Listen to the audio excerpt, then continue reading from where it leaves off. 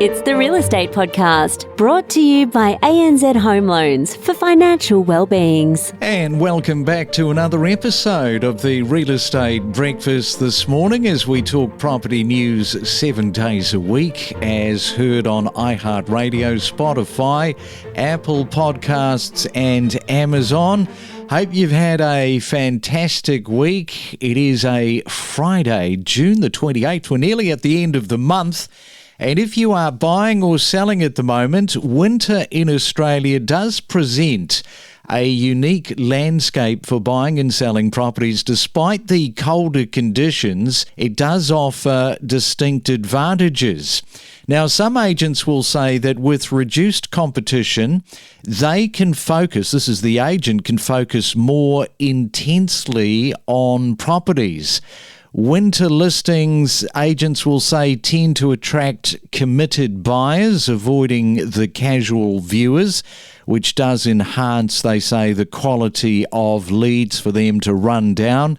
And the sellers are benefiting from less market saturation compared to spring. If you are in the zone of selling or buying, how do you agree with some of those comments? Well, this morning, let's catch up with Michelle May. She is a buyer's agent in Sydney. Welcome, Michelle, to the Real Estate Breakfast. Great to have you on. Hi, thank you so much for having me. As I say, some of the agents are saying with less competition, they're able to focus entirely on a property and give that extra effort to secure sales. Now, from my point of view, if you've got a listing, it doesn't really matter whether you're selling in the summer or the winter. You're going to be giving it your all anyway, aren't you? Well, yeah, you would think so, right? So I think that's saying something about priorities from the agent's perspective. I have had it happen in the past where agents have literally said to me, come on, let's do a deal. I've got too many listings on. I just need to knock this one out really quickly. And knowing that as a buyer's agent, I obviously have qualified buyers, they're actually more motivated to do a deal with us. So from experience, I know this to be true, that if they have too many listings, they're quite happy to turn them over more quickly. What about this idea that winter listings attracts committed buyers? Is that a thing? Yes, I would definitely say so. We've had some really atrocious weather in Sydney lately. We're out pounding the pavements every Saturday and during the week as well. And we definitely notice that when it's, raining cats and dogs out there, that we're often facing a lot less competition out there on the day out at inspections. And that means that, the agents have less feedback to give back to the vendors. And so they become a bit, wobbly in their, confidence. And so they're much more likely to jump on those buyers that do get out there and brave the weather. Yes, braving the weather. That is what it's all about in the winter months for sure. It's also, I guess it's a good opportunity. You hear this one a lot, to see a property in its worst light, and light being the operative word here, the key word, because you can actually get that sense of where the light is tracking when you go inside. And yeah, winter does throw that up for sure. Oh, absolutely. But even things like, overland flooding in Sydney, that's becoming more of a problem. And only recently have councils really jumped into that and started publishing their research. Obviously, you can find out whether a property is flood affected via the contract, but you can also do your own research with the local councils. Actually, if you're out on a bad weekend, so to speak, you can actually, experience it for yourself. But also within the property, is all the water running down the driveway and pooling into your backyard? Well, if you buy that property, then either you're going to have to fix the problem or live with that. So definitely that's another, I guess, a great thing to know upfront, whether you want to know, you want to go for the property or not. And definitely the light is a major factor in that as well. And the other thing about warmth of a house, of course, it's over to vendors and agents to actually warm the house. I've been in properties when I've been looking myself. The house is too hot. You walk into it and they've kind of really roasted the inside. And you kind of say to yourself, this is kind of a little bit false, isn't it? This temperature is not normal. Yeah, true. I actually was at an inspection yesterday and I saw the temperature on the AC was up to 32 degrees. But obviously with all the doors being opened and closed, people walking through, it would be hard to heat the house properly. So, and, notoriously older style properties, Victorian Federation, built to a completely different standard, hardly any insulation at all. It is something that Australian properties do struggle with in winter. Sometimes you find that it's actually warmer outside than it is within your own house. So, yes, I think it'd be good to see it on a number of days, when it's sunny as well as when it's bad, just to make an educated decision when it comes to that. Indeed. All right. We are talking with Michelle. We will come back in just a moment and we'll dive into some first home buyers. We'll do that next. Every morning from 6 a.m, we bring you the latest real estate news with diverse perspectives from leading industry experts. We deliver the most property podcasts across Australia every week. Well, as we know, foreign buyers, they are returning to the Australian property market. And it seems that most of them are coming from China, Hong Kong and India, contributing to nearly $5 billion in transactions over the last 12 months.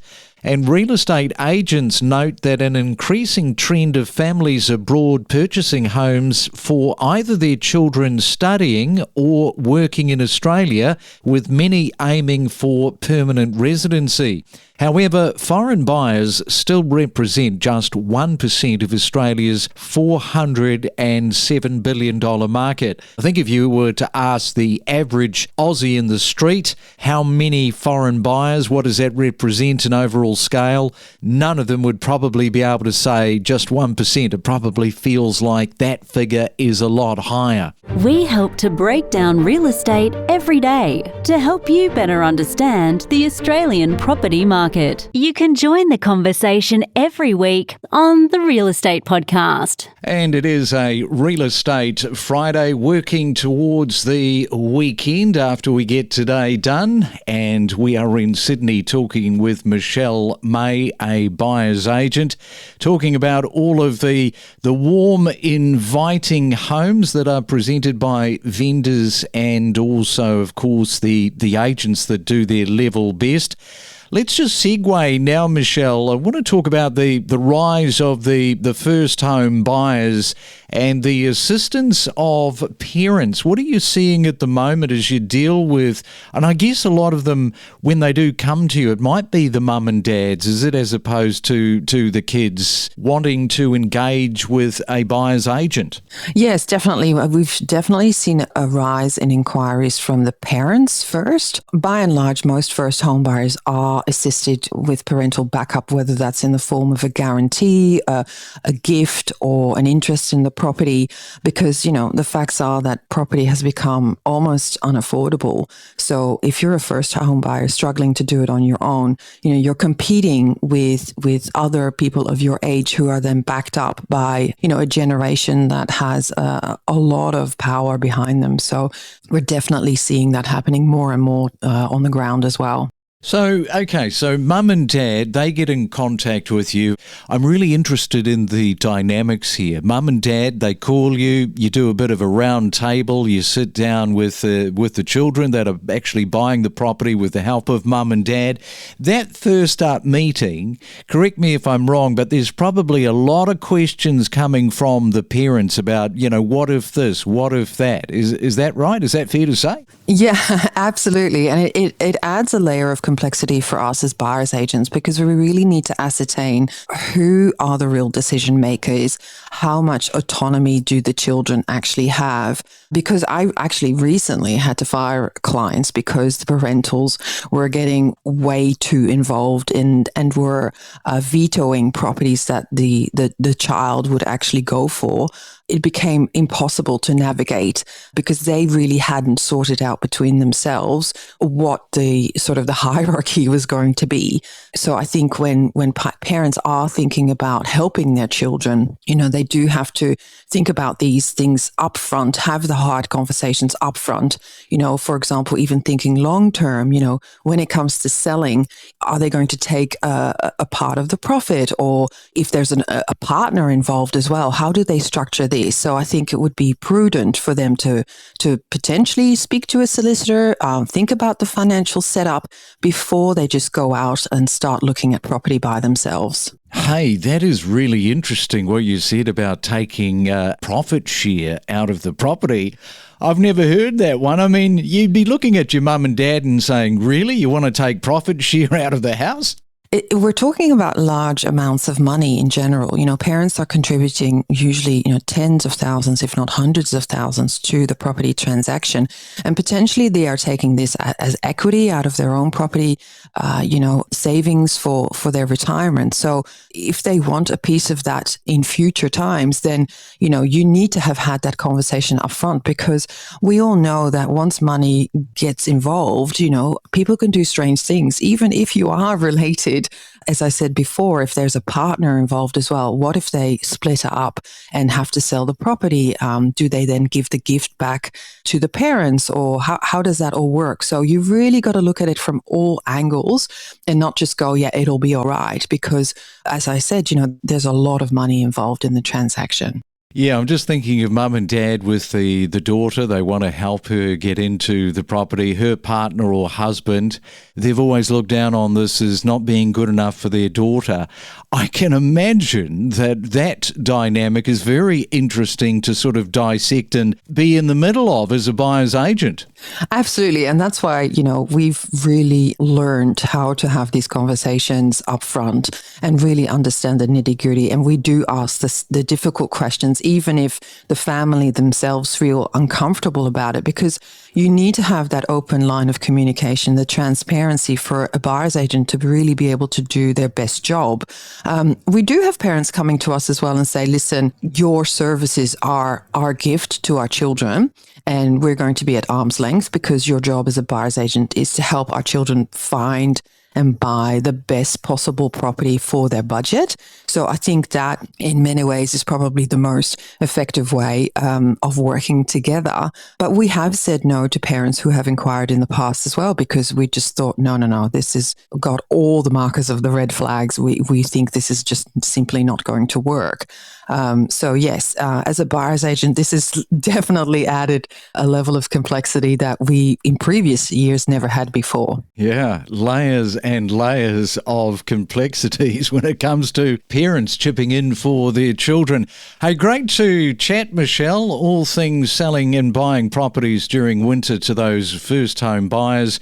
Enjoy your Friday, enjoy your weekend coming up, and thanks so much for coming on to the Real Estate Breakfast this morning. It's been a pleasure. Thank you. Every morning from 6 a.m. across Australia, we deliver you the latest property news, commentary and predictions from Perth to Cairns and from Melbourne to Brisbane, 7 days a week, only on the Real Estate Podcast. That's right, yeah. The bank of mum and dad is alive and kicking these days. It's getting harder and harder to buy your first place. We're seeing a lot of first home buyers actually purchasing traditionally rent properties, so properties that normally people would buy as a rental property. A lot of first home buyers now are acquiring those properties to live in as owner occupiers. Let's start with what might sound like a basic question, but probably most of our listeners won't know what the answer is, and that is, who pays for the on-site manager? Yeah, exactly. I know when I've bought my first property, it's a while back now, but I moved into a strata complex and I had no idea about management rights or who was paying the on-site manager. He was just a man who lived in the building and seemed to have an office there, and that was about as much as I knew.